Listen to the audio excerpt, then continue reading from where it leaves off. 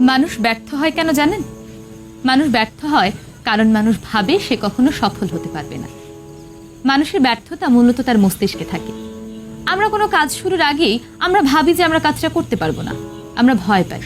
তাছাড়াও আমাদের সমাজ ব্যবস্থা এমন, কেউ কোনো কাজ শুরু করলে আশেপাশে থেকে মানুষ তাকে অনুপ্রেরণা দেওয়া তো দূরে থাক, বরং তাকে তিরস্কার করে, তাকে ডিমোটিভেট করে, যাতে করে সে কাজটা ঠিকঠাক মতো করতে পারে না।